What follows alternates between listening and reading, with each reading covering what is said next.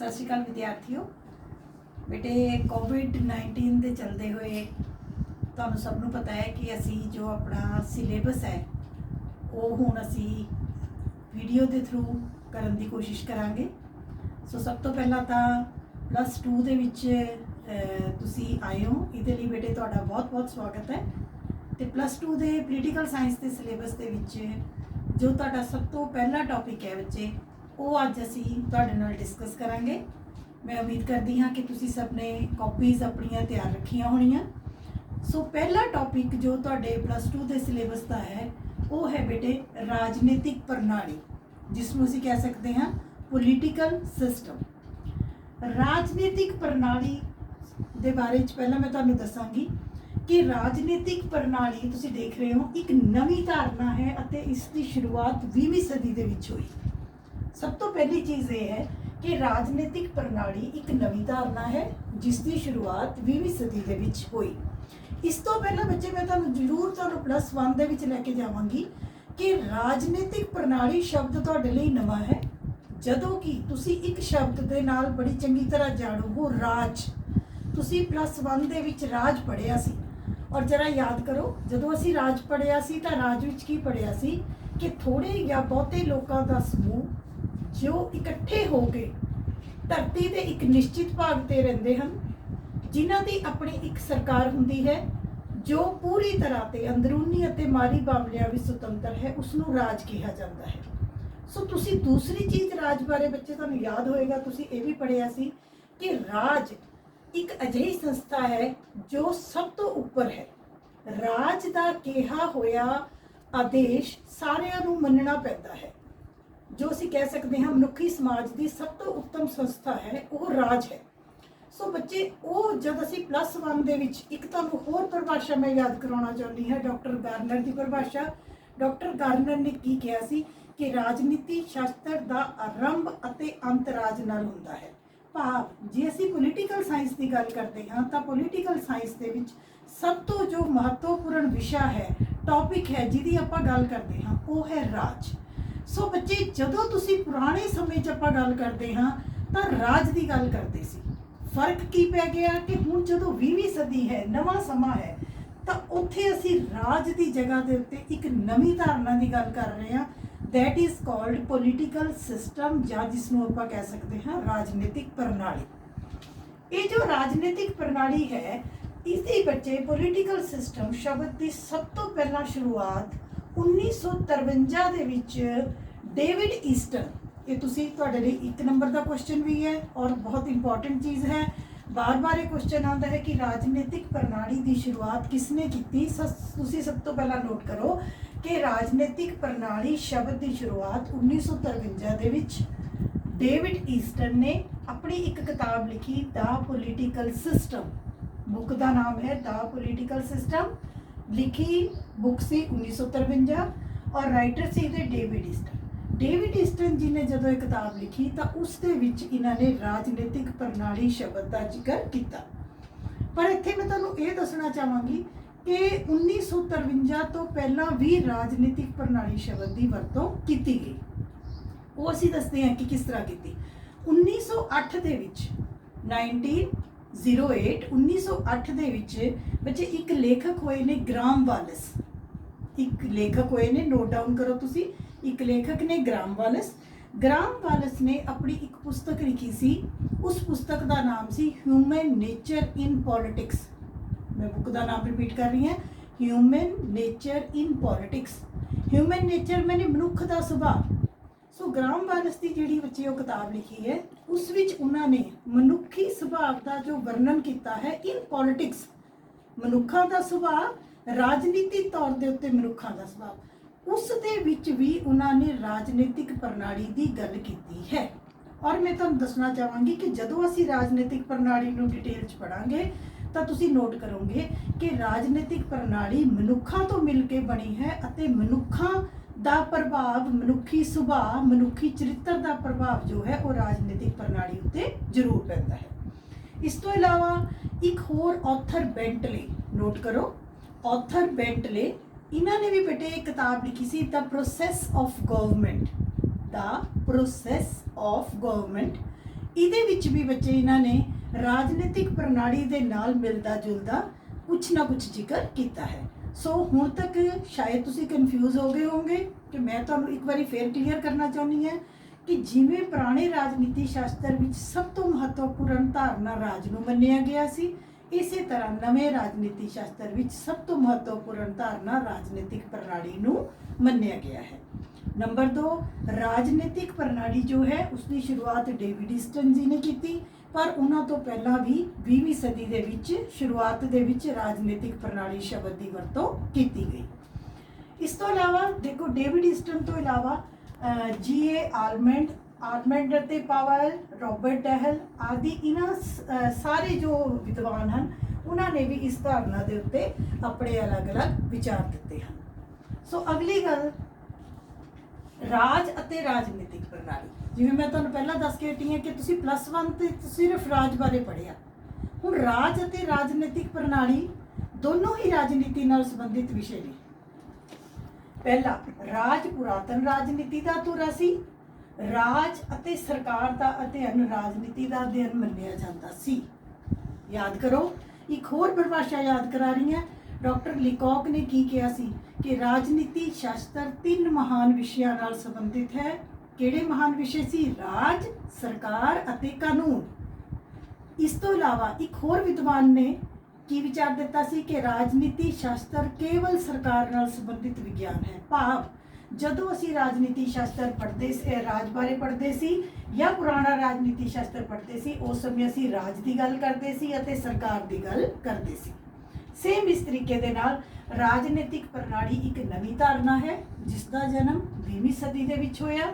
ਰਾਜਨੀਤਿਕ ਪ੍ਰਣਾਲੀ ਵਿੱਚ ਉਹ ਸਾਰੇ ਤੱਥ ਜੋ ਸਿੱਧੇ ਜਾਂ ਅਸਿੱਧੇ ਤੌਰ ਤੇ ਪ੍ਰਣਾਲੀ ਨੂੰ ਪ੍ਰਭਾਵਿਤ ਕਰਦੇ ਹਨ। ਇਹ ਬੇਟੇ ਬਹੁਤ ਹੀ ਇੰਪੋਰਟੈਂਟ ਸਮਝਣ ਵਾਲੀ ਚੀਜ਼ ਹੈ ਕਿ ਉਹ ਸਾਰੇ ਤੱਥ ਜੋ ਸਿੱਧੇ ਜਾਂ ਅਸਿੱਧੇ ਤੌਰ ਤੇ ਰਾਜਨੀਤੀ ਨੂੰ ਪ੍ਰਭਾਵਿਤ ਕਰਦੇ ਹਨ, ਉਹ ਸਭ ਕਿਹਦੇ ਘੇਰੇ ਅੰਦਰ ਆਉਂਦੇ ਹਨ? ਉਹ ਸਭ ਤੱਥ ਰਾਜਨੀਤਿਕ ਪ੍ਰਣਾਲੀ ਦੇ ਘੇਰੇ ਅੰਦਰ ਆਉਂਦੇ ਹਨ।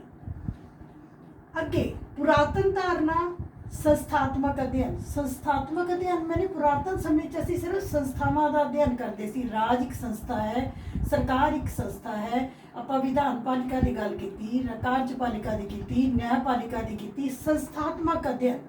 ਪਰ ਜੋ ਨਵੀਂ ਧਾਰਨਾ ਹੈ ਇਹ ਵਿਵਹਾਰਿਕ ਅਧਿਐਨ ਹੈ। ਵਿਵਹਾਰਿਕ ਮੈਨੇ ਪ੍ਰੈਕਟੀਕਲੀ।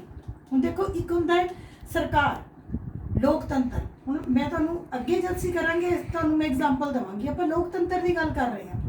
ਲੋਕਤੰਤਰ ਭਾਰਤ ਵਿੱਚ ਵੀ ਲੋਕਤੰਤਰ ਹੈ, ਇੰਗਲੈਂਡ ਵਿੱਚ ਵੀ ਲੋਕਤੰਤਰ ਹੈ। ਪਰ ਤੁਸੀਂ ਧਿਆਨ ਨਾਲ ਦੇਖੋ, ਭਾਰਤ ਦਾ ਲੋਕਤੰਤਰ ਦੁਨੀਆ ਦਾ ਸਭ ਤੋਂ ਵੱਡਾ ਲੋਕਤੰਤਰ ਤਾਂ ਹੈ, ਪਰ ਸਭ ਤੋਂ ਵਧੀਆ ਲੋਕਤੰਤਰ ਨਹੀਂ ਹੈ। ਅਮਰੀਕਾ ਵਿੱਚ ਵੀ ਲੋਕਤੰਤਰ ਹੈ। ਲੋਕਤੰਤਰ ਕਿੰਨੇ ਹੀ ਦੇਸ਼ਾਂ ਵਿੱਚ ਲੋਕਤੰਤਰ ਹੈ, ਪਰ ਲੋਕਤੰਤਰ ਨੂੰ ਜੇ ਆਪਾਂ ਧਿਆਨ ਨਾਲ ਦੇਖੀਏ ਤਾਂ ਪ੍ਰੈਕਟੀਕਲੀ ਕਈ ਦੇਸ਼ਾਂ ਦੇ ਵਿੱਚ ਲੋਕਤੰਤਰ ਬਹੁਤ ਵਧੀਆ ਚੱਲ ਰਿਹਾ ਹੈ ਔਰ ਕਈ ਦੇਸ਼ਾਂ ਦੇ ਵਿੱਚ ਲੋਕਤੰਤਰ ਦੀਆਂ ਧੱਜੀਆਂ ਉੱਡੀਆਂ ਹੋਈਆਂ ਹਨ। ਸੋ ਪ੍ਰੈਕਟੀਕਲੀ ਕੀ ਹੈ? ਜਦੋਂ ਅਸੀਂ ਰਾਜਨੀਤਿਕ ਪ੍ਰਣਾਲੀ ਸ਼ਬਦ ਦੀ ਗੱਲ ਕਰਾਂਗੇ ਤਾਂ ਅਸੀਂ ਰਾਜਨੀਤੀ ਦੇ ਵਿੱਚ ਜੋ ਪ੍ਰੈਕਟੀਕਲੀ ਹੈ, ਜੋ ਅਸਲੀਅਤ ਦੇ ਵਿੱਚ ਹੈ, ਅਸੀਂ ਉਸ ਚੀਜ਼ ਦਾ ਅਧਿਐਨ ਕਰਾਂਗੇ। ਅਸੀਂ ਕੇਵਲ ਸੰਸਥਾ ਦਾ ਅਧਿਐਨ ਨਹੀਂ ਕਰਾਂਗੇ। ਠੀਕ ਹੈ। ਸੋ ਇਹ ਤੁਹਾਨੂੰ ਪਤਾ ਹੋਣਾ ਚਾਹੀਦਾ ਕਿ ਰਾਜ ਪੁਰਾਣੀ ਧਾਰਨਾ ਹੈ ਅਤੇ ਰਾਜਨੀਤਿਕ ਪ੍ਰਣਾਲੀ ਇੱਕ ਨਵੀਂ ਧਾਰਨਾ ਹੈ। ਇਹਨਾਂ ਦੇ ਵਿੱਚ ਹੀ ਦੋਨਾਂ ਵਿੱਚ ਐਕਸਪਲੇਨ ਕੀਤਾ ਜਾ ਸਕਦਾ ਹੈ। ਅੱਗੇ ਬੇਟੇ, ਅੱਗੇ ਅਸੀਂ ਗੱਲ ਕਰਦੇ ਹਾਂ ਰਾਜਨੀਤਿਕ ਪ੍ਰਣਾਲੀ ਦਾ ਅਰਥ। ਤੁਹਾਡੇ ਲਈ ਬੱਚੇ ਇਹ ਸ਼ਬਦ ਬਿਲਕੁਲ ਨਵਾਂ ਹੈ। ਜਦੋਂ ਤੁਸੀਂ ਇਹਦਾ ਅਰਥ ਵੀ ਕਰੋਗੇ ਤਾਂ ਤੁਹਾਨੂੰ ਲੱਗੇਗਾ ਕਿ ਇਹ ਕੀ ਸ਼ਬਦ ਹੈ, ਇਹਦਾ ਕੀ ਅਰਥ ਹੈ, ਸਾਨੂੰ ਕੁਝ ਸਮਝ ਨਹੀਂ ਆ ਰਿਹਾ। ਥੋੜਾ ਜਿਹਾ ਟਫ ਹੈ। +2 ਦੇ ਸਿਲੇਬਸ ਦੇ ਵਿੱਚ ਇਸ ਲੈਸਨ ਨੂੰ ਅਸੀਂ ਥੋੜਾ ਜਿਹਾ ਟਫ ਲੈਸਨ ਜ਼ਰੂਰ ਗਿਣਦੇ ਹਾਂ, ਪਰ ਜਦ ਤੁਸੀਂ ਪੂਰਾ ਲੈਸਨ ਕਰ ਲਓਗੇ ਬੱਚੇ ਤੁਹਾਨੂੰ ਪੂਰੀ ਤਰ੍ਹਾਂ ਐਕਸਪਲੇਨ ਹੋ ਜਾਏਗਾ। ਸੋ ਅਸੀਂ ਗੱਲ ਕਰਦੇ ਹਾਂ ਰਾਜਨੀਤਿਕ ਪ੍ਰਣਾਲੀ। ਪਹਿਲੀ ਗੱਲ ਤਾਂ ਰਾਜਨੀਤਿਕ ਪ੍ਰਣਾਲੀ 2 ਸ਼ਬਦਾਂ ਤੋਂ ਮਿਲ ਕੇ ਬਣਿਆ ਹੈ। ਤੁਸੀਂ ਆਪ ਦੇਖ ਸਕਦੇ ਹੋ, ਰਾਜਨੀਤਿਕ ਜਮਾ ਪ੍ਰਣਾਲੀ, ਪੋਲੀਟੀਕਲ ਜਮਾ ਸਿਸਟਮ। ਹੁਣ ਜਦੋਂ ਅਸੀਂ ਇਹਨਾਂ ਦਾ ਅਰਥ ਕਰਾਂਗੇ ਤਾਂ ਅਸੀਂ ਅਲੱਗ-ਅਲੱਗ ਕਰਾਂਗੇ। ਪੋਲੀਟੀਕਲ ਦਾ ਅਲੱਗ ਕਰਾਂਗੇ, ਸਿਸਟਮ ਦਾ ਅਲੱਗ ਕਰਾਂਗੇ, ਫਿਰ ਅਸੀਂ ਇਹਨਾਂ ਦੋਨਾਂ ਨੂੰ ਜੋੜ ਕੇ ਇੱਕੋ ਅਰਥ ਬਣਾਵਾਂਗੇ, ਪੋਲੀਟੀਕਲ ਸਿਸਟਮ। ਸੋ ਇਹਦੇ ਵਿੱਚ ਕੀ ਹੈ ਕਿ ਪੋਲੀਟੀਕਲ, ਸਭ ਤੋਂ ਪਹਿਲਾਂ ਰਾਜਨੀਤਿਕ ਸ਼ਬਦ ਦਾ ਅਸੀਂ ਅਰਥ ਦੇਖਾਂਗੇ ਕਿ ਰਾਜਨੀਤਿਕ ਸ਼ਬਦ ਦਾ ਕੀ ਅਰਥ ਹੈ। ਉਚਿਤ, ਕਾਨੂੰਨੀ, ਸਰੀਰਕ, ਜਬਰ, ਸ਼ਕਤੀ। Legitimate physical coercive power, note करो, उचित कानूनी शरीरक जबर शक्ति, लेजिटिमेट फिजिकल कोअर्सिव पावर। हुण देखो बड़े ध्यान नाल देखण वाले शब्द ने, देखण च औखे ने, है सौखे। उचित, उचित आपां किहनूं कहने आ? लेजिटिमेट, उचित। उचित चीज़ किहड़ी हुंदी है? जिहड़ी गल सही है, जिहड़ी गल सही है उहनूं असीं कहंदे गल ठीक है, उचित है, ठीक, सही। दूसरा अखर है कानूनी। कानूनी, कानूनी शब्द किहनूं कहने आ? ਉਹੀ चीज़ जो असल विच सही है, ਉਹੀ चीज़ कानूनी है। कई बार तुहाडे कोई फ्रेंड्स भी गल्लां करते हैं भी तू बहुती कानून ना झाड़, बहुती कानूनी बनन दी लोड़ नहीं। कानूनी का मतलब है वो चीज़ जो नियम के अनुसार सही है, उचित है। एक होर शब्द इत्थे आउंदा है नियमित।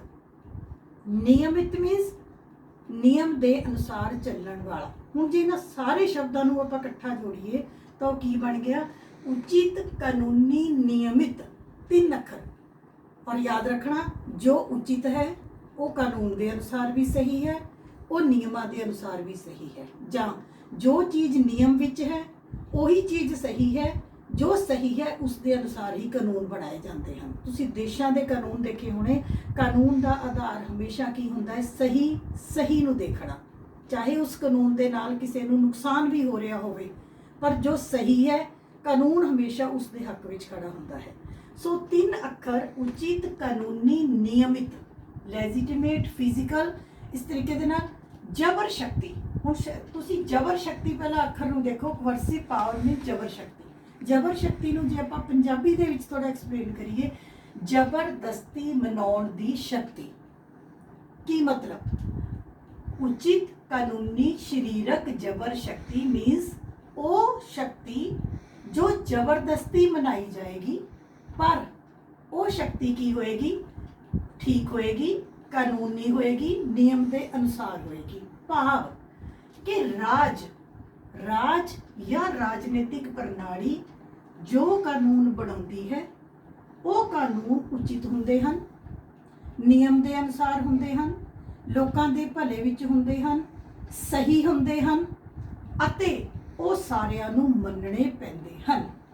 पर जेकर कोई उन्हां नियमां दी पालना नहीं करता, उन्हां कानूनां दी पालना नहीं करता, तो राजनीतिक प्रणाली कोले पावर है कि वो जबरदस्ती उस तो अपने कानून की पालना करवा सकती है। जिवें कि तुसीं देखते हो कि सपोज हुण अजकल तुहाडे, मैं रीसेंट एग्जाम्पल देवांगी, करोना का समा चल रहा है। जो साडी सरकारां वल्लों, प्रणाली वल्लों जो नियम बनाए जा रहे हैं वो सारे नियम साडे लई सही हैं। जे सरकार ने सानू अंदर लॉकडाउन करके कम घरां विच बंद कर दिता है तो उहदे पिछे भी एक लॉजिक की है, सही गल की है कि वो साडी सुरक्षा चाहुंदे हैं।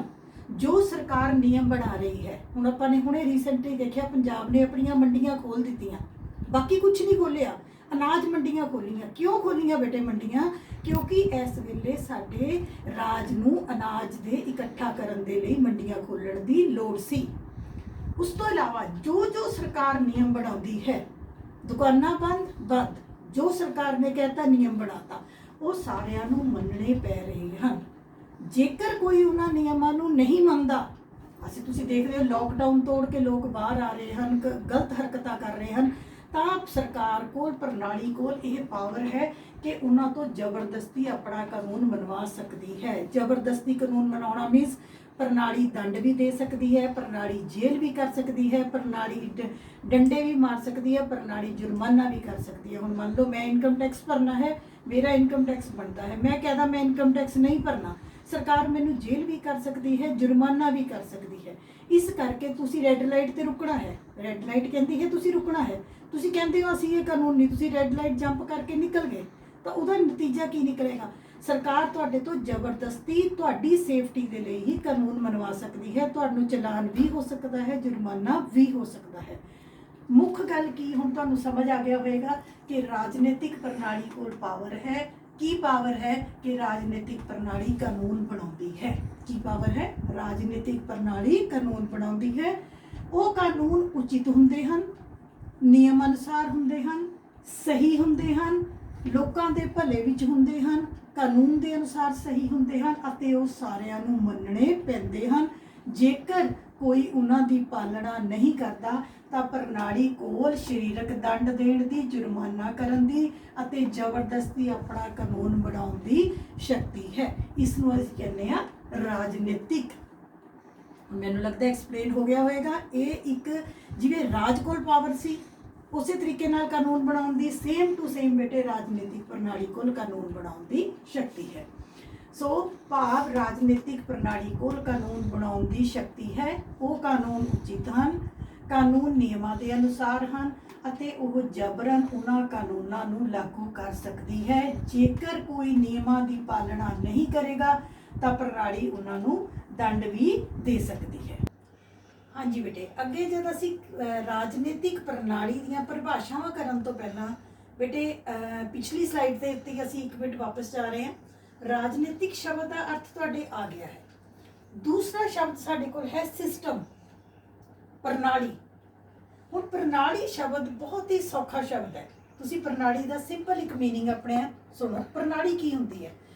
ਸਿਸਟਮ ਜਿਸ ਦੇ ਵੱਖੋ ਵੱਖਰੇ ਅੰਗ ਹੁੰਦੇ ਹਨ। ਹਰੇਕ ਅੰਗ ਆਪਣਾ ਆਪਣਾ ਕੰਮ ਕਰਦਾ ਹੈ। ਹਰੇਕ ਅੰਗ ਕੰਮ ਕਰਦੇ ਹੋਏ ਇੱਕ ਦੂਜੇ ਉੱਤੇ ਡਿਪੈਂਡ ਕਰਦਾ ਹੈ ਅਤੇ ਜਿਸ ਦੇ ਇੱਕ ਅੰਗ ਦਾ ਅਸਰ ਪੂਰੀ ਦੀ ਪੂਰੀ ਪ੍ਰਣਾਲੀ ਉੱਤੇ ਪੈਂਦਾ ਹੈ। ਹੁਣ ਤੁਸੀਂ ਕਹੋਗੇ ਕਿ ਮੈਮ ਨੇ ਕੀ ਕਹਿਤਾ? ਐਗਜ਼ਾਮਪਲ ਦੇ ਰਹੀ ਹਾਂ। ਮਨੁੱਖੀ ਸਰੀਰ ਕੀ ਹੈ? ਸਾਡਾ ਵੀ ਇੱਕ ਸਿਸਟਮ ਹੈ। ਮਨੁੱਖੀ ਸਰੀਰ ਕੀ ਹੈ? ਇੱਕ ਪ੍ਰਣਾਲੀ ਹੈ। ਇਸ ਦੇ ਵੱਖੋ ਵੱਖਰੇ ਅੰਗ ਕਿਹੜੇ ਨੇ? ਹੱਥ, ਕੰਨ, ਨੱਕ, ਮੂੰਹ, ਲੱਤਾਂ, ਸਾਡਾ ਸਾਰੇ ਅੰਗ ਨੇ। ਹਰੇਕ ਅੰਗ ਆਪਣਾ ਆਪਣਾ ਕੰਮ ਕਰ ਰਿਹਾ ਹੈ। ਹੱਥ ਆਪਣਾ ਕੰਮ ਕਰਦੇ ਨੇ, ਪੈਰ ਆਪਣਾ ਕੰਮ ਕਰਦਾ ਹੈ, ਮੂੰਹ ਆਪਣਾ ਕੰਮ ਕਰਦਾ ਹੈ। ਪਰ ਹਰੇਕ ਅੰਗ ਜਦੋਂ ਕੰਮ ਕਰਦਾ ਹੈ ਇੱਕ ਦੂਜੇ ਉੱਤੇ ਡਿਪੈਂਡ ਕਰਦਾ ਹੈ। ਕਿਸ ਤਰ੍ਹਾਂ? ਮੰਨ ਲਓ ਤੁਹਾਡੇ ਪੇਟ ਨੂੰ ਭੁੱਖ ਲੱਗੀ, ਭੁੱਖ ਪੇਟ ਨੂੰ ਲੱਗੀ ਹੈ। ਪੇਟ ਨੇ ਇਸ਼ਾਰਾ ਦੇਤਾ, ਗੁੜਗੁੜ ਕਰਤੀ ਕਿ ਮੈਨੂੰ ਭੁੱਖ ਲੱਗ ਗਈ ਹੈ। ਤੁਹਾਡੇ ਸਾਹਮਣੇ ਰੋਟੀ ਪਈ ਵੀ ਹੈ। ਜਦੋਂ ਤੱਕ ਤੁਹਾਡੇ ਹੱਥ ਰੋਟੀ ਚੁੱਕ ਕੇ ਮੂੰਹ 'ਚ ਨਹੀਂ ਪਾਣਗੇ ਤੇ ਅੱਗੇ ਜਾ ਕੇ ਮੂੰਹ ਆਪਣਾ ਕੰਮ ਕਰ ਰਿਹਾ ਹੈ।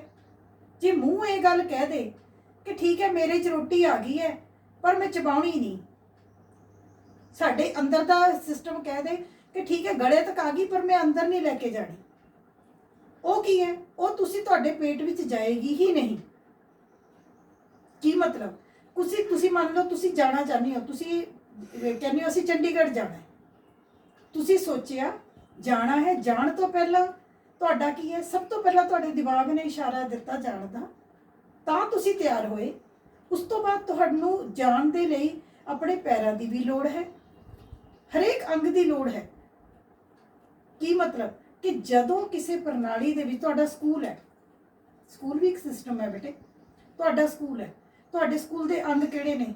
ਤੁਸੀਂ ਬੱਚੇ ਅੰਗ ਹੋ, ਅਧਿਆਪਕ ਅੰਗ ਹਨ, ਤੁਹਾਡੇ ਕਲਾਸ 4 ਅੰਗ ਹਨ, ਤੁਹਾਡੇ ਸਕੂਲ ਦੇ ਵਿੱਚ ਮਿਡ ਡੇ ਮੀਲ ਦੇ ਵਰਕਰ ਅੰਗ ਹਨ, ਤੁਹਾਡੇ ਪ੍ਰਿੰਸੀਪਲ ਤੁਹਾਡੇ ਅੰਗ ਹਨ। ਹਰੇਕ ਆਪਣਾ ਆਪਣਾ ਕੰਮ ਕਰਦਾ ਹੈ। ਹਿੰਦੀ ਵਾਲੇ ਮੈਡਮ ਹਿੰਦੀ ਪੜ੍ਹਾ ਕੇ ਜਾਂਦੇ ਨੇ, ਸਾਇੰਸ ਵਾਲੇ ਸਾਇੰਸ ਪੜ੍ਹਾ ਕੇ ਜਾ ਰਹੇ, ਪਰ ਸਾਰੇ ਇੱਕ ਦੂਜੇ ਦੇ ਨਾਲ ਕੋਆਰਡੀਨੇਟ ਕਰਕੇ, ਇੱਕ ਦੂਜੇ ਦੇ ਨਾਲ ਇਕੱਠੇ ਹੋ ਕੇ ਮਿਲ ਕੇ ਕੰਮ ਕਰਦੇ ਹਨ। ਔਰ ਤੁਸੀਂ ਦੇਖਿਆ ਕਿ ਹਰੇਕ ਅੰਗ ਕੰਮ ਕਰਦੇ ਹੋਏ ਇੱਕ ਦੂਜੇ ਉੱਤੇ ਡਿਪੈਂਡ ਕਰਦਾ ਹੈ। ਮੰਨ ਲਓ ਕਿਸੇ ਦਿਨ ਸਕੂਲ 'ਚ ਬੱਚੇ ਹੀ ਹੋਣ, ਅਧਿਆਪਕ ਨਾ ਹੋਣ ਤਾਂ ਸਕੂਲ ਨਹੀਂ ਰਹੇਗਾ। ਕਿਸੇ ਦਿਨ ਅਸੀਂ ਅਧਿਆਪਕ ਹੁੰਦੇ ਹਾਂ, ਬੱਚੇ ਹੀ ਨਹੀਂ ਹੁੰਦੇ, ਤਾਂ ਵੀ ਸਾਨੂੰ ਇੱਦਾਂ ਲੱਗਦਾ ਹੈ ਕਿ ਹਾਂ ਇਹ ਸਕੂਲ ਪ੍ਰੋਪਰ, ਅਸੀਂ ਇਹਨੂੰ ਸਕੂਲ ਦਾ ਨਾਮ ਨਹੀਂ ਦੇ ਸਕਦੇ। ਭਾਵ ਹਰੇਕ ਅੰਗ ਪ੍ਰਣਾਲੀ ਜਿਸ ਦੇ ਵੱਖੋ ਵੱਖਰੇ ਅੰਗ ਹੋਣ, ਹਰੇਕ ਅੰਗ ਆਪਣਾ ਆਪਣਾ ਕੰਮ ਕਰੇ, ਕੰਮ ਕਰਦੇ ਹੋਏ ਹਰੇਕ ਅੰਗ ਦੂਜੇ ਉੱਤੇ ਡਿਪੈਂਡ ਕਰਦਾ ਹੈ ਅਤੇ ਰਲ ਕੇ ਕੰਮ ਕਰਦੇ ਹਨ ਅਤੇ ਇੱਕ ਅੰਗ ਦਾ ਅਸਰ ਸਾਰੇ ਅੰਗਾਂ ਉੱਤੇ ਪੈਂਦਾ ਹੈ, ਤਾਂ ਉਸ ਨੂੰ ਅਸੀਂ ਕੀ ਕਹਿੰਦੇ ਹਾਂ? ਸਿਸਟਮ ਜਾਂ ਪ੍ਰਣਾਲੀ। ਜਿਵੇਂ ਰਾਜਨੀਤਿਕ ਪ੍ਰਣਾਲੀ ਦੀ ਗੱਲ ਕਰੀਏ, ਵਿਧਾਨ ਪਾਲਿਕਾ ਕਾਨੂੰਨ ਬਣਾਉਂਦੀ ਹੈ। ਜੇ ਵਿਧਾਨ ਪਾਲਿਕਾ ਕਾਨੂੰਨ ਬਣਾਉਂਦੀ ਹੈ ਤਾਂ ਕਾਰਜਪਾਲਿਕਾ ਉਹਨੂੰ ਲਾਗੂ ਕਰਦੀ ਹੈ। ਜੇ ਕਾਰਜਪਾਲਿਕਾ ਉਹਨੂੰ ਲਾਗੂ ਕਰਦੀ ਹੈ ਤਾਂ ਕਾਨੂੰਨਾਂ ਸੰਬੰਧੀ ਕਈ ਪ੍ਰਸ਼ਨ ਆਉਂਦੇ ਹਨ, ਝਗੜੇ ਹੁੰਦੇ ਹਨ, ਤਾਂ ਨਿਆਂਪਾਲਿਕਾ ਦਾ ਕੰਮ ਸ਼ੁਰੂ ਹੁੰਦਾ ਹੈ। ਸੋ ਯਾਦ ਰੱਖਣਾ ਹੈ, ਸਿਸਟਮ ਮੈਨੇ ਜਿਸ ਦੇ ਵੱਖੋ ਵੱਖਰੇ ਅੰਗ ਹੋਣ, ਹਰੇਕ ਅੰਗ ਆਪਣਾ ਆਪਣਾ ਕੰਮ ਕਰੇ, ਹਰੇਕ ਅੰਗ ਕੰਮ ਕਰਨ ਦੇ ਲਈ ਦੂਜੇ ਉੱਤੇ ਡਿਪੈਂਡ ਕਰੇ, ਸਾਰੇ ਇੱਕ ਦੂਜੇ ਨਾਲ ਕੋਆਰਡੀਨੇਟ ਕਰਨ, ਉਹਨੂੰ ਆਪਾਂ ਕਹਿੰਦੇ ਹਾਂ ਸਿਸਟਮ ਜਾਂ ਪ੍ਰਣਾਲੀ। ਹੁਣ ਜਦ ਅਸੀਂ ਅੱਗੇ ਕਰਾਂਗੇ ਪਰਿਭਾਸ਼ਾਵਾਂ ਤੋਂ ਬਾਅਦ ਅਸੀਂ ਰਾਜਨੀਤਿਕ ਪ੍ਰਣਾਲੀ ਦੋਨਾਂ ਸ਼ਬਦਾਂ ਨੂੰ ਕੀ ਕਰਾਂਗੇ, ਇਕੱਠੇ ਕਰਾਂਗੇ। ਉਸ ਤੋਂ ਪਹਿਲਾਂ ਅਸੀਂ ਨੈਕਸਟ ਇਹਦੀਆਂ ਪਰਿਭਾਸ਼ਾਵਾਂ ਦੇਖ ਲਓ। ਰਾਜਨੀਤਿਕ ਪ੍ਰਣਾਲੀ ਵਿੱਚ ਪਹਿਲੀ ਪਰਿਭਾਸ਼ਾ ਦਿੱਤੀ ਹੈ ਰੌਬਰਟ ਡਹਿਲ ਨੇ। ਰੌਬਰਟ ਡਹਿਲ ਜੀ ਕੀ ਕਹਿੰਦੇ ਹਨ? ਰਾਜਨੀਤਿਕ ਪ੍ਰਣਾਲੀ ਮਨੁੱਖੀ ਸੰਬੰਧਾਂ ਦਾ ਉਹ ਸਥਾਈ ਨਮੂਨਾ ਹੈ ਜਿਸ ਵਿੱਚ ਕਾਫੀ ਹੱਦ ਤੱਕ ਸ਼ਾਸਨ, ਸ਼ਕਤੀ ਅਤੇ ਸੱਤਾ ਸ਼ਾਮਲ ਹੈ। 3 ਅੱਖਰ ਬੜੇ ਧਿਆਨ ਨਾਲ ਦੇਖੋ, ਸ਼ਾਸਨ, ਸ਼ਕਤੀ, ਸੱਤਾ। ਜੇ ਤੁਸੀਂ ਧਿਆਨ ਨਾਲ ਦੇਖੋ ਬੱਚੇ, ਤਿੰਨੋਂ ਚੀਜ਼ ਇੱਕ ਹੀ ਹੈ। ਜੋ ਸ਼ਾਸਨ ਕਰਦਾ ਹੈ, ਸ਼ਕਤੀ ਉਸੇ ਦੇ ਹੱਥ ਵਿੱਚ ਹੁੰਦੀ ਹੈ। ਜਿਸ ਦੇ ਹੱਥ ਵਿੱਚ ਸ਼ਕਤੀ ਹੁੰਦੀ ਹੈ, ਸੱਤਾ ਮੀਨਸ ਪਾਵਰ, ਅਥਾਰਟੀ ਉਸੇ ਕੋਲ ਹੁੰਦੀ ਹੈ। ਜੇ ਸਾਡੇ ਰਾਜ ਦੇ ਵਿੱਚ ਮੰਨ ਲਓ ਸ਼ਾਸਨ ਅਮਰਿੰਦਰ ਸਿੰਘ ਜੀ ਦੀ ਸਰਕਾਰ ਕਰ ਰਹੀ ਹੈ, ਕਾਂਗਰਸ ਦੀ ਸਰਕਾਰ ਕਰ ਰਹੀ ਹੈ, ਤਾਂ ਸ਼ਕਤੀ ਵੀ ਪਾਵਰ ਕਿਸ ਕੋਲ ਹੈ ਇਸ ਵੇਲੇ? ਕੈਪਟਨ ਅਮਰਿੰਦਰ ਸਿੰਘ ਕੋਲ। ਸੱਤਾ ਆਰਡਰ ਕਿਹਦੇ ਚੱਲਦੇ ਨੇ? ਕੈਪਟਨ ਅਮਰਿੰਦਰ ਸਿੰਘ ਦੀ ਕਾਂਗਰਸ ਸਰਕਾਰ ਦੇ। ਜੇ ਬਾਦਲ ਸਰਕਾਰ ਹੈ, ਮੰਨ ਲਓ ਚੋਣਾਂ 'ਚ ਬਾਦਲ ਸਰਕਾਰ ਜਿੱਤ ਜਾਂਦੀ ਹੈ, ਤਾਂ ਸ਼ਾਸਨ ਜੇ ਬਾਦਲ ਸਰਕਾਰ ਕਰੇਗੀ ਤਾਂ ਉਦੋਂ ਸ਼ਕਤੀ ਵੀ ਕਿਹਦੇ ਹੱਥ ਵਿੱਚ ਹੋਏਗੀ? ਬਾਦਲ ਸਰਕਾਰ ਦੇ ਹੱਥ ਵਿੱਚ ਹੋਏਗੀ। ਤੇ ਸੱਤਾ ਆਰਡਰ ਵੀ ਕਿਹਦੇ ਚੱਲਣਗੇ? ਬਾਦਲ ਸਰਕਾਰ ਦੇ ਚੱਲਣਗੇ। ਸੋ ਯਾਦ ਰੱਖਣਾ ਹੈ, ਰਾਜਨੀਤਿਕ ਪ੍ਰਣਾਲੀ ਰੌਬਰਟ ਡਹਿਲ ਕਹਿੰਦੇ ਨੇ ਕਿ 3 ਚੀਜ਼ਾਂ ਸ਼ਾਮਲ ਹੈ। ਇਸ ਵਿੱਚ ਸ਼ਾਸਨ ਸ਼ਾਮਲ ਹੈ, ਸ਼ਕਤੀ ਸ਼ਾਮਲ ਹੈ ਅਤੇ ਸੱਤਾ ਸ਼ਾਮਲ ਹੈ। ਦੂਸਰੀ ਬਹੁਤ ਇੰਪੋਰਟੈਂਟ ਪਰਿਭਾਸ਼ਾ ਹੈ ਡੇਵਿਡ ਈਸਟਨ ਦੀ, ਥੋੜੀ ਜਿਹੀ ਟਫ ਹੈ। ਰਾਜਨੀਤਿਕ ਪ੍ਰਣਾਲੀ ਸਮਾਜ ਵਿੱਚ ਅੰਤਰ ਕਿਰਿਆਵਾਂ ਦੀ ਉਹ ਪ੍ਰਣਾਲੀ ਹੈ। ਅੰਤਰ ਕਿਰਿਆਵਾਂ ਮੈਨੇ ਇੱਕ ਬੰਦੇ ਨੇ ਕੁਝ ਕੀਤਾ, ਦੂਜੇ ਨੇ ਇੰਟਰੈਕਸ਼ਨ। ਐਕਸ਼ਨ ਸਮਝਦੇ ਹੋ ਤੁਸੀਂ? ਕੁਝ ਕੀਤਾ। ਇੰਟਰੈਕਸ਼ਨ ਮੈਨੇ ਅਗਲੇ ਨੇ ਉਹਦੇ ਲਈ ਕੀ ਕੀਤਾ। ਉਹ ਕਹਿੰਦੇ ਇੱਕ ਕਰਦਾ ਹੈ, ਦੂਸਰਾ ਕਰਦਾ ਹੈ। ਵਿਧਾਨਪਾਲਿਕਾ ਕਾਨੂੰਨ ਬਣਾ ਰਹੀ ਹੈ, ਕਾਰਜਪਾਲਿਕਾ ਲਾਗੂ ਕਰ ਰਹੀ ਹੈ, ਨੌਕਰਸ਼ਾਹੀ ਸਾਡੀ ਬਿਊਰੋਕ੍ਰੇਸੀ ਉਹਨੂੰ ਇੰਪਲੀਮੈਂਟ ਕਰਨ ਦਾ ਕੰਮ ਕਰ ਰਹੀ। ਅੰਤਰ ਕਿਰਿਆਵਾਂ ਦਾ ਉਹ ਪ੍ਰਣਾਲੀ ਜਿਸ ਰਾਹੀਂ ਕਦਰਾਂ ਕੀਮਤਾਂ, ਹੁਣ ਕਦਰਾਂ ਕੀਮਤਾਂ ਨੂੰ ਤੁਸੀਂ ਕੁਝ ਨਹੀਂ ਬੇਟੇ ਟੈਨਸ਼ਨ ਨਹੀਂ ਲੈਣੀ। ਕਦਰਾਂ ਕੀਮਤਾਂ ਮੀਨਸ ਕਾਨੂੰਨ, ਕਦਰਾਂ ਕੀਮਤਾਂ ਮੀਨਸ ਨਿਯਮ ਨਿਸ਼ਚਿਤ ਕਰਨੇ, ਕਦਰਾਂ ਕੀਮਤਾਂ ਨਿਸ਼ਚਿਤ ਕਰਨੀਆਂ, ਕਾਨੂੰਨ ਬੰਧਨਕਾਰੀ ਅਤੇ ਸੱਤਾਧਾਰੀ। ਮੈਂ ਤੁਹਾਨੂੰ ਪਹਿਲਾਂ ਦੱਸ ਕੇ ਹਟੀ ਹਾਂ, ਪ੍ਰਣਾਲੀ ਜੋ ਕਾਨੂੰਨ ਬਣਾਉਂਦੀ ਹੈ ਉਹ ਸਾਰਿਆਂ ਲਈ ਮੰਨਣੇ ਬੰਧਨਕਾਰੀ ਹਨ, ਕੰਪਲਸਰੀ ਹਨ। ਬੰਧਨ ਮੀਨਸ ਮੰਨਣਾ ਪੈਣਾ ਤੁਹਾਨੂੰ। ਸੱਤਾਧਾਰੀ ਕਿਉਂ ਮੰਨਣੇ ਪੈਣੇ? ਕਿਉਂਕਿ ਪ੍ਰਣਾਲੀ ਕੋਲ ਉਹ ਕਾਨੂੰਨ ਬਣਾਉਣ ਦੀ ਸ਼ਕਤੀ ਦੀ ਕੀ ਹੈ? ਸੱਤਾ ਹੈ, ਅਥਾਰਟੀ ਹੈ, ਪਾਵਰ ਹੈ। ਉਹ ਕਾਨੂੰਨਾਂ ਨੂੰ ਨਿਸ਼ਚਿਤ ਕਰਦੀ ਹੈ ਅਤੇ ਲਾਗੂ ਕਰਦੀ ਹੈ। ਭਾਵ ਕਾਨੂੰਨ ਬਣਾਏ ਜਾਂਦੇ ਹਨ ਅਤੇ ਲੋਕਾਂ ਤੇ ਲਾਗੂ ਕੀਤੇ ਜਾਂਦੇ ਹਨ। ਮੁੱਕਦੀ ਗੱਲ ਕਿ ਰਾਜਨੀਤਿਕ ਪ੍ਰਣਾਲੀ ਉਹ ਕਾਨੂੰਨਾਂ ਨੂੰ ਬਣਾਉਣ ਦੀ, ਜਿਸ ਕੋਲ ਕਾਨੂੰਨਾਂ ਨੂੰ ਬਣਾਉਣ ਦੀ ਅਤੇ ਕਾਨੂੰਨਾਂ ਨੂੰ ਲਾਗੂ ਕਰਨ ਦੀ ਸ਼ਕਤੀ ਹੈ। ਅਤੇ ਉਹ ਕਾਨੂੰਨ ਹਰੇਕ ਨੂੰ ਮੰਨਣੇ ਪੈਂਦੇ ਹਨ। ਕਿਉਂ ਮੰਨਣੇ ਪੈਂਦੇ ਹਨ? ਕਿਉਂਕਿ ਪ੍ਰਣਾਲੀ ਕੋਲ ਪਾਵਰ ਹੈ। ਉਸ ਨੂੰ ਰਾਜਨੀਤਿਕ ਪ੍ਰਣਾਲੀ ਕਿਹਾ ਜਾਂਦਾ ਹੈ। 2 ਪਰਿਭਾਸ਼ਾਵਾਂ। ਹੁਣ ਇਸ ਤੋਂ ਇਲਾਵਾ ਬੇਟੇ ਇੱਕ ਅੱਗੇ ਬੜੀ ਸੋਹਣੀ ਪਰਿਭਾਸ਼ਾ ਹੈ, ਇਹਨੂੰ ਧਿਆਨ ਨਾਲ ਦੇਖਣਾ ਥੋੜਾ। ਉਹ ਪ੍ਰਣਾਲੀ ਜਿਸ ਦੇ ਵੱਖੋ ਵੱਖਰੇ ਅੰਗ ਹੋਣ। ਹੁਣ ਮੈਂ ਤੁਹਾਨੂੰ ਦੱਸਿਆ ਸੀ ਆਪਾਂ 2 ਸ਼ਬਦ ਕੀਤੇ, ਰਿਵਾਈਜ਼ ਕਰਾ ਰਹੀ ਹਾਂ। ਇੱਕ ਕੀਤਾ ਸੀ ਰਾਜਨੀਤਿਕ, ਇੱਕ ਕੀਤਾ ਪ੍ਰਣਾਲੀ। ਰਾਜਨੀਤਿਕ ਦਾ ਅਰਥ ਕੀ ਸੀ? ਉਚਿਤ, ਕਾਨੂੰਨੀ, ਨਿਯਮਿਤ, ਸਰੀਰਕ ਜ਼ਬਰ ਸ਼ਕਤੀ। ਪ੍ਰਣਾਲੀ ਮੈਂ ਤੁਹਾਨੂੰ ਦੱਸ ਚੁੱਕੀ ਹਾਂ। ਹੁਣ ਇਹਨਾਂ ਦੋਨਾਂ ਨੂੰ ਇਕੱਠੇ ਕਰੋ। ਉਹ ਪ੍ਰਣਾਲੀ ਜਿਸ ਦੇ ਵੱਖੋ ਵੱਖਰੇ ਅੰਗ ਹੋਣ, ਹਰੇਕ ਅੰਗ ਆਪਣਾ ਆਪਣਾ ਕਾਰਜ ਕਰਦੇ ਹੋਏ ਇੱਕ ਦੂਜੇ ਉੱਤੇ ਨਿਰਭਰ ਕਰੇ। ਪ੍ਰਣਾਲੀ ਦੇ ਇੱਕ ਅੰਗ ਵਿੱਚ ਵਾਪਰੀ ਘਟਨਾ ਦਾ ਅਸਰ ਸਾਰੀ ਪ੍ਰਣਾਲੀ ਤੇ ਪਵੇ। ਹੁਣ ਦੇਖੋ, ਸਿੰਪਲ ਤੁਹਾਨੂੰ ਇੱਕ ਐਗਜ਼ਾਮਪਲ ਦੇ ਰਹੀ ਹਾਂ। ਕਿਸੇ ਦਿਨ ਕੀ ਹੁੰਦਾ ਹੈ, ਤੁਹਾਡੀ ਪ੍ਰਣਾਲੀ ਮਨੁੱਖੀ ਸਰੀਰ, ਤੁਸੀਂ ਬਿਲਕੁਲ ਠੀਕ ਠਾਕ ਹੋ, ਕੁਝ ਨਹੀਂ ਹੋਇਆ, ਤੁਹਾਡਾ ਪੇਟ ਹੀ ਜ਼ੋਰ ਦੀ ਦੁਖਣ ਲੱਗ ਗਿਆ, ਸਿਰ ਹੀ ਜ਼ੋਰ ਦੀ ਦੰਦ 'ਚ ਦਰਦ ਛਿੜ ਗਈ, ਕੋਈ ਵੀ ਤੁਹਾਡੇ ਇਕੱਲੀ ਇੱਕ ਦੰਦ ਵਿੱਚ ਵੀ ਜੇ ਦਰਦ ਛਿੜ ਗਈ ਨਾ, ਤਾਂ ਤੁਹਾਨੂੰ ਆਪਣਾ ਪੂਰਾ ਸਿਸਟਮ ਕੀ ਲੱਗੇਗਾ? ਅਪਸੈਟ ਹੋ ਗਿਆ। ਹੁਣ ਇਸ ਵੇਲੇ ਜੇ ਅਸੀਂ ਹੁਣ ਦੀ ਐਗਜ਼ਾਮਪਲ ਲਈਏ, ਹੁਣ ਦੇਖਿਆ ਜਾਵੇ ਲੋਕ ਵੀ ਉਹੀ ਨੇ, ਸਰਕਾਰਾਂ ਵੀ ਉਹੀ ਨੇ, ਕੰਮ ਵੀ ਉਹੀ ਹੈ, ਸਭ ਕੁਝ ਉਹੀ ਹੈ। ਸਿਰਫ ਇੱਕ ਚੀਜ਼ ਇੱਕ ਕਰੋਨਾ ਵਾਇਰਸ ਨੇ, ਤੁਸੀਂ ਦੇਖੋ ਇੱਕ ਕਰੋਨਾ ਵਾਇਰਸ ਜਿਹੜੀ ਕਿ ਅਸੀਂ ਰਾਜਨੀਤੀ ਨਾਲ ਸੰਬੰਧਿਤ ਵੀ ਨਹੀਂ ਕਹਿ ਸਕਦੇ, ਇੱਕ ਵਾਇਰਸ ਨੇ ਪੂਰੀ ਦੀ ਪੂਰੀ ਪ੍ਰਣਾਲੀ ਨੂੰ ਹਿਲਾ ਕੇ ਰੱਖ ਦਿੱਤਾ ਹੈ। ਇਹ ਨਾ ਸਿਰਫ ਇੱਕ ਦੇਸ਼ ਬਲਕਿ ਸਾਰੇ ਦੇਸ਼ਾਂ ਦੇ ਉੱਪਰ ਹਿਲਾ ਕੇ ਰੱਖ ਦਿੱਤਾ। ਤੁਸੀਂ ਦੇਖੋ, ਇੱਕ ਦੇਸ਼ ਤੇਲ ਦੀਆਂ ਕੀਮਤਾਂ ਵਧਾਉਂਦਾ ਹੈ, क्या ਇਹ ਤੇਲ ਦੀਆਂ ਕੀਮਤਾਂ ਇੱਕ ਦੇਸ਼ ਵਿੱਚ ਵਧਣ ਦਾ ਅਸਰ ਪੂਰੇ ਦੇ ਪੂਰੇ ਸੰਸਾਰ ਉੱਤੇ ਪੈਣਾ ਸ਼ੁਰੂ ਹੋ ਜਾਂਦਾ ਹੈ। ਇਸ ਕਰਕੇ ਇਹ ਪ੍ਰਣਾਲੀ ਕੀ ਹੈ ਕਿ ਜਦੋਂ ਪ੍ਰਣਾਲੀ ਦੇ ਉੱਤੇ ਇੱਕ ਅੰਗ ਦਾ ਅਸਰ ਸਭ ਦੇ ਉੱਤੇ ਪਵੇ ਅਤੇ ਉਸ ਪ੍ਰਣਾਲੀ ਦੇ ਨਿਰਣੇ ਸੁਪਰੀਮ ਹੋਣ, ਉਹਨਾਂ ਨਿਯਮਾਂ ਦੀ ਪਾਲਣਾ ਕਰਨ ਤੋਂ ਨਾ ਕਰਨ ਵਾਲੇ ਨੂੰ ਦੰਡ ਦਿੱਤਾ ਜਾ ਸਕੇ, ਤਾਂ ਉਸ ਨੂੰ ਰਾਜਨੀਤਿਕ ਪ੍ਰਣਾਲੀ ਕਿਹਾ ਜਾਂਦਾ ਹੈ। ਜੇ ਆਪਾਂ ਦੋਨਾਂ ਨੂੰ ਇਕੱਠੇ ਕਰੀਏ, ਉਹ ਪ੍ਰਣਾਲੀ ਜਿਸ ਕੋਲ ਨਿਰਣੇ ਲੈਣ ਦੀ ਸ਼ਕਤੀ ਹੋਵੇ, ਉਸਦੇ ਨਿਰਣੇ, ਉਸਦੇ ਕਾਨੂੰਨ ਉਚਿਤ ਹੋਣ, ਸਭ ਸਾਰੇ ਨਿਯਮਾਂ ਅਨੁਸਾਰ ਹੋਣ, ਸਭ ਲਈ ਮੰਨਣੇ ਜ਼ਰੂਰੀ ਹੋਣ ਅਤੇ ਉਹ ਪ੍ਰਣਾਲੀ ਦੇ ਨਿਰਣੇ ਨਾ ਮੰਨਣ ਵਾਲੇ ਨੂੰ ਦੰਡ ਦਿੱਤਾ ਜਾ ਸਕੇ, ਉਸ ਨੂੰ ਅਸੀਂ ਕੀ ਕਹਿੰਦੇ ਹਾਂ? ਰਾਜਨੀਤਿਕ ਪ੍ਰਣਾਲੀ ਕਹਿੰਦੇ ਹਾਂ। ਮੈਨੂੰ ਲੱਗਦਾ ਕਿ ਇੱਥੇ ਤੱਕ ਬੇਟੇ ਤੁਹਾਨੂੰ ਸਮਝ ਆ ਗਿਆ ਹੋਵੇਗਾ ਪਰਿਭਾਸ਼ਾਵਾਂ ਦੇ। ਇੱਕ ਤੁਸੀਂ ਦੇਖੋ ਕਿ ਰਾਜਨੀਤਿਕ, ਹੁਣ ਆਪਾਂ ਰਾਜਨੀਤਿਕ ਪ੍ਰਣਾਲੀ ਦੀ ਗੱਲ ਕਰਦੇ ਹਾਂ। ਯਾਦ ਰੱਖਿਓ, ਰਾਜਨੀਤਿਕ ਪ੍ਰਣਾਲੀ ਦਾ ਜੋ ਘੇਰਾ ਹੈ ਬਹੁਤ ਵਿਸ਼ਾਲ ਹੈ, ਬਹੁਤ ਵਿਸ਼ਾਲ ਹੈ। ਹੁਣ ਜਦੋਂ ਆਪਾਂ ਰਾਜਨੀਤਿਕ ਪ੍ਰਣਾਲੀ ਕਹਿੰਦੇ ਹਾਂ ਤਾਂ ਇਹਦੇ ਵਿੱਚ ਕੀ ਕੀ ਸ਼ਾਮਲ ਹੈ? ਨੰਬਰ 1, ਸਰਕਾਰ ਦੇ ਤਿੰਨੋਂ ਅੰਗ। ਤਿੰਨੋਂ ਅੰਗ ਕਿਹੜੇ ਹੋ ਗਏ? विधानपालिका शामिल है, कार्यपालिका शामिल है, न्यायपालिका शामिल है। क्योंकि विधानपालिका ने कानून बनाना है, कार्यपालिका ने लागू करना है, न्यायपालिका ने न्यायकरण का काम करना है। इस तो इलावा सारे ढांचिਆਂ ਦੇ राजनीतिक पक्ष, ये शब्द ਤੁਹਾਡੇ ਲਈ बेटे नवा है। राजनीतिक पक्ष, राजनीतिक पक्ष मैंने आम ढांचा। मन लो जे तुसी फतेहगढ़ साहब गए हो सभा ਦੇ ਉੱਤੇ, ਜੇ ਤੁਸੀਂ ਫਤਿਹਗੜ੍ਹ ਸਾਹਿਬ ਸਭਾ ਤੇ ਜਾ ਕੇ ਲੰਗਰ ਛਕਿਆ, ਤੁਸੀਂ ਸੇਵਾ ਕੀਤੀ, ਤੁਸੀਂ ਨਗਰ ਕੀਰਤਨ ਕੀਤਾ, ਤੁਸੀਂ ਕੀਰਤਨ ਸੁਣਿਆ, ਉਹਦੇ ਨਾਲ ਰਾਜਨੀਤੀ ਦਾ ਕੋਈ ਤਾਲੁਕ ਨਹੀਂ।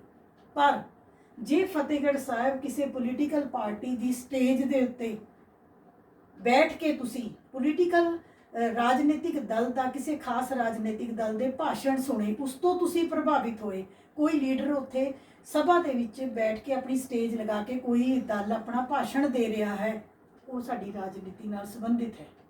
ਮੰਨ ਲਓ ਇੱਕ ਅਮੀਰ ਵਿਅਕਤੀ ਦੀ, ਬਹੁਤ ਵੱਡਾ ਉਦਯੋਗਪਤੀ ਹੈ, ਉਹਦੀ ਬੇਟੀ ਦਾ ਵਿਆਹ ਹੈ, ਉਹਦੀ ਬੇਟੀ ਦੇ ਵਿਆਹ ਦੇ ਉੱਤੇ ਸਾਰੇ ਆਏ, ਸਾਰੇ ਆਣ, ਮੰਤਰੀ ਵੀ ਆਏ, ਦੋਸਤ ਵੀ ਆਏ, ਰਿਸ਼ਤੇਦਾਰ ਵੀ ਆਏ, ਰਾਜਨੀਤਿਕ ਪ੍ਰਣਾਲੀ ਦਾ ਇਹਦੇ ਨਾਲ ਕੋਈ ਸੰਬੰਧ ਨਹੀਂ।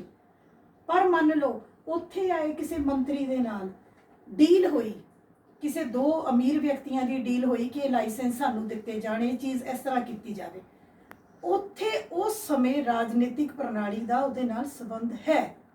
ਹਰ ਉਹ ਕੰਮ, ਹੁਣ ਤੁਸੀਂ ਦੇਖਿਆ ਕਰੋਨਾ ਵਾਇਰਸ ਦੇ ਵਿੱਚ ਜੇ ਗਰੀਬਾਂ ਨੂੰ ਰਾਸ਼ਨ ਵੰਡਿਆ ਜਾ ਰਿਹਾ ਹੈ, ਇਹਦੇ ਨਾਲ ਰਾਜਨੀਤੀ ਦਾ ਕੋਈ ਸੰਬੰਧ ਨਹੀਂ।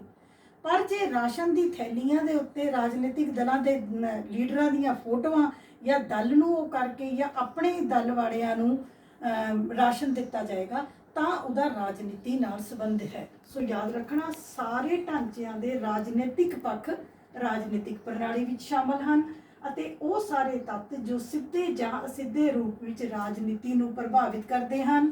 ਇਸ ਤੋਂ ਇਲਾਵਾ ਜੇ ਸਾਡੀਆਂ ਤਤਕਾਲੀ ਹਿੰਸਕ ਘਟਨਾਵਾਂ, ਸਾਡੇ ਰਿਸ਼ਤੇਦਾਰੀ ਦੇ ਸੰਬੰਧ, ਦਬਾਅ ਸਮੂਹ, ਸੰਚਾਰ ਦੇ ਸਾਧਨ, ਸਾਰੇ ਸਾਧਨ ਜੋ ਸਿੱਧੇ ਜਾਂ ਅਸਿੱਧੇ ਰੂਪ ਨਾਲ ਰਾਜਨੀਤੀ ਨੂੰ ਪ੍ਰਭਾਵਿਤ ਕਰ ਰਹੇ ਹਨ, ਉਹ ਸਾਡੀ ਰਾਜਨੀਤਿਕ ਪ੍ਰਣਾਲੀ ਦੇ ਘੇਰੇ ਅੰਦਰ ਆਉਂਦੇ ਹਨ।